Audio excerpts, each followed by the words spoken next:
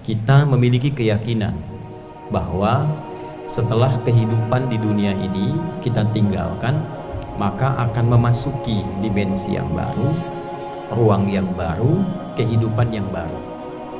Mulai di alam kubur sampai dengan ke akhirat, sampai dengan puncak kehidupan kita saat kembali kepada Allah Subhanahu wa taala. Itu keyakinan yang kita tanamkan secara pasti dalam sanubari kita. Menjadi istimewa jika ditemukan keterangan, penjelasan tentang keadaan dalam kehidupan yang akan dilalui itu. Bagaimana kondisinya, seperti apa keadaannya, bagaimana kenikmatannya, kalau tidak punya bekal bagaimana resikonya, sehingga menjadi jelas tuntunan berkehidupan itu. Disinilah fungsi agama datang untuk memberikan penjelasan sekaligus menunjuk kitab sucinya, sekaligus kebenaran Tuhan yang hak yang seharusnya kita pertuhankan dan kita sembah. Bersyukur kita kepada Allah bahwa Al-Quran menjelaskan itu. Bukan hanya memberikan bimbingan tentang kehidupan kita di dunia ini, bagaimana kita menjalani hidup dari bangun tidur sampai dengan tidur kembali, dijelaskan lewat penjelasan Rasulullah SAW secara teknisnya. Lantas lebih daripada itu, digambarkan kepada kita tentang persiapan meninggalkan kehidupan dunia ini untuk beralih pada kehidupan yang abadi. Disinilah ada satu titik penjelasan yang kita akan tampilkan secara singkat di dalam Al-Quran tentang keadaan-keadaan yang akan dialami oleh manusia sebagai resiko dari perbuatan dan perilaku yang ditempuh saat berada dan berkehidupan di muka bumi. Jika positif, seperti apa gambarannya? Jika negatif, seperti apa resikonya? Yang positif ini maksudnya memotivasi kita supaya meningkatkan amal sebagai bekal untuk pulang.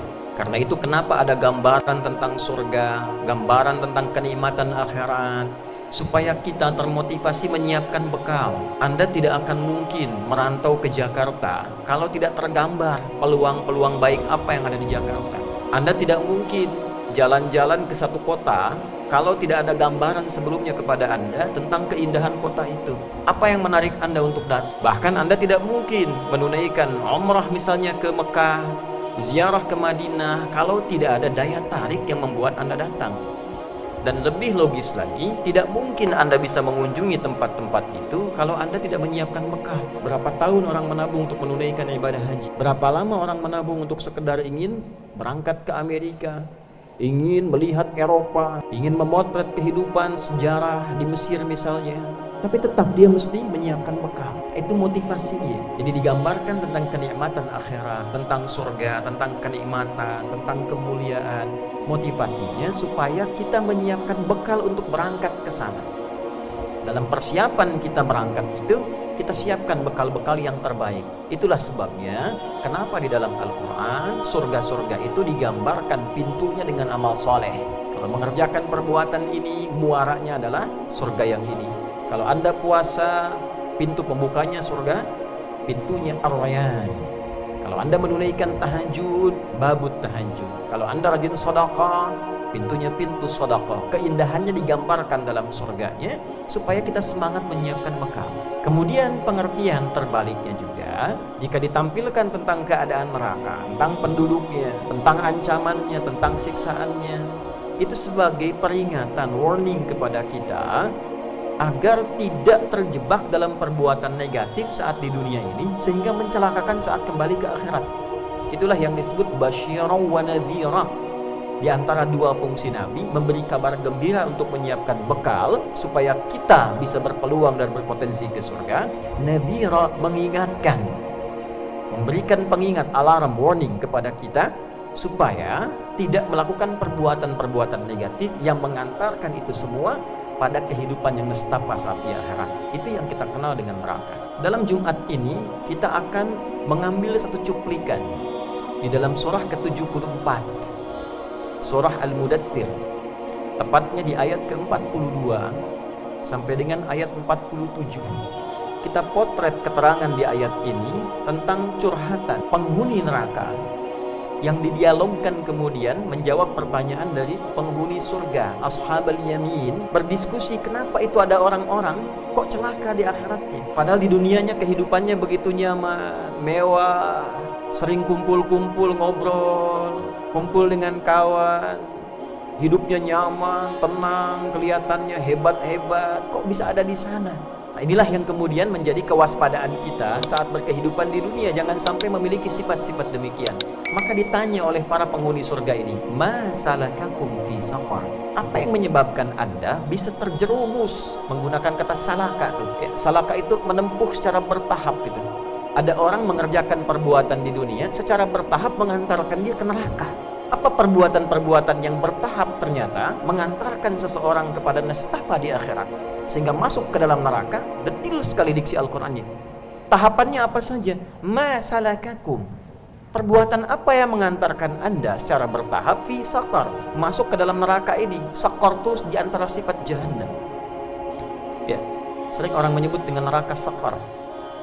Punya sifat-sifat, nanti ada hutamah yang membakar sampai ke kedalaman.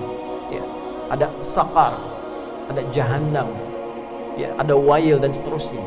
Itu sifat yang membakar, yang tidak memberikan toleransi, yang tidak berkeadilan. Jadi hukum Allah itu adil. Kalau perbuatan buruknya begini, hukumannya seperti ini. Kalau perbuatan kriminalnya itu A, hukumannya harus A juga.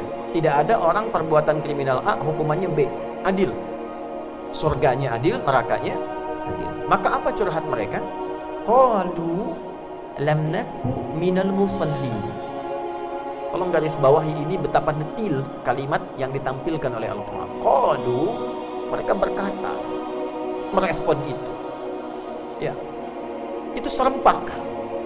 Ini menunjukkan ada perhimpunan, perkumpulan, yang perkumpulan ini menjadi komunitas saat di dunia ini.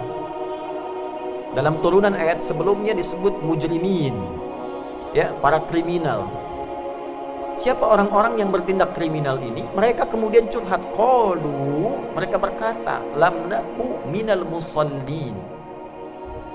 Ya, lamnya di situ menggunakan lam, menunjukkan bentuk masa lalu. Saat di dunia kami, adalah, adalan, ada lam, itu berbeda. La menunjuk perbuatan kini, lan menunjuk perbuatan yang akan datang, tapi nafi sifatnya. Ya, lam menunjuk perbuatan masa lalu. Dulu di masa lalu saat di dunia itu, lam naku minal musallin, kami tidak termasuk golongan orang yang menunaikan sholat. Satu. Dan nunnya hilang di situ. Asalnya lam nakun, masuk lam itu litakhfif, nunnya dihilangkan secara nahwu. Tapi secara balaghah itu respon cepat mereka untuk menunjukkan di dunia itu mereka memang nggak peduli dengan sholat. Kalau nunnya ada masih mikir, tapi kalau nunnya hilang itu menunjukkan bahwa saking tidak pedulinya abai dengan sholat, nggak peduli. Ya, jadi tidak hanya diartikan kami tidak menunaikan sholat saat di dunia. Orang-orang ini curhat mengatakan kami tidak pernah menunaikan sholat dan nggak peduli, nggak termasuk dalam golongan orang yang sholat. Jadi lihat orang sholat pun nggak peduli. Bukan hanya tidak menunaikan, tidak mengerjakan sholat, ditampakkan oleh Allah hidayah orang ke masjid tidak tersentuh, ditunjukkan orang-orang sholat, buka YouTube, tiba-tiba keluar pelajaran sholat, tidak peduli. Dan ada dua golongan di sini. Golongan pertama memang golongan yang tidak beriman sampai dia meninggal dan tidak menunaikan sholat. Karena itu tafsir para ulama dalam berbagai kitab tafsir menunjukkan bagian pertama ini. Orang-orang yang memang tidak beriman, orang-orang yang memang kufur dari imannya sehingga tidak menunaikan sholat dalam hidupnya. Orang tak beriman memang tak peduli dengan sholat karena tak ada iman dalam dirinya. Pertanyaan besarnya adalah bagaimana dengan orang yang mengaku beriman? Jangan-jangan dalam hidup ini ada orang mengaku beriman tapi juga tak peduli dengan sholat. Nah, inilah yang ditampilkan dalam Al-Quran sebagai kewaspadaan. Jangan sampai dalam hidup ada orang mengaku beriman, saya juga Islam. Nah, kalau urusan dunia cepat mengatakan saya Islam juga kok, tapi nggak pernah sholat. Nah, kalau Quran tampilkan begitu, potensinya ada ditemukan yang demikian. mengaku beriman, ngaku muslim, tapi keislamannya, keimanannya ditarik untuk kepentingan dunianya. Ingin mendapatkan cinta dari pasangan, ya pura-pura beriman. Ingin dapat proyek, ya dari orang Islam, pura-pura ya beriman misalnya. Atau demikian dalam kehidupan, ingin mendapatkan sesuatu, pura-pura kemudian masuk Islam, pura-pura beriman, mengatakan saya beriman tapi tidak sholat. Saudara, sholat itu adalah pembuktian keimanan kita kepada Allah. Karena itu satu-satunya ibadah yang disebut iman dalam Al-Quran itu hanya sholat. Wa ma kana Allahu liyudhi'a imanakum. Quran surah kedua Al-Baqarah di ayat 143. Nabi pernah menegaskan al-farqu bainal mu'min wal kafir tarkus sholat. Jika Anda ingin lihat perbedaan orang beriman dengan yang belum beriman, coba cek sholatnya. Kalau ada mengaku beriman tapi dia tidak menunaikan sholat, maka ditepikan imannya oleh Allah Subhanahu wa ta'ala. Untuk itulah amalan pertama yang disebut dalam Al-Quran berupa ibadah adalah sholat dan diletakkan setelah iman. Al-Baqarah ayat 3, alladzina yu'minuna bil ghaibi wa yuqimunas shalah. Dalam iman itulah kita mencatat syahadat kita. Dalam iman itulah kita buktikan dalam sholat kita. Bukankah di sholat ada syahadat itu? Asyhadu an la ilaha illallah dalam tahiyat. Panggilannya, panggilan azan itu sudah ada syahadat. Allahu akbar, asyhadu an la ilaha illallah, asyhadu anna Muhammadar Rasulullah. Qomat diulang lagi. Karena itulah inti keimanan kita. Dan sholat itu, walaupun secara bahasa diartikan doa, tapi rangkaian katanya menunjuk sesuatu yang terkoneksi, seakar dengan kata silah. Artinya orang yang sholat itulah orang yang terkoneksi dengan Allah karena imannya. Jadi kalau Anda memahami bahwa ada orang-orang yang mengatakan saya beriman tapi tidak sholat, itu artinya dia belum terkoneksi dengan Allah. Bagaimana menginginkan surga sementara belum terkoneksi dengan Allah secara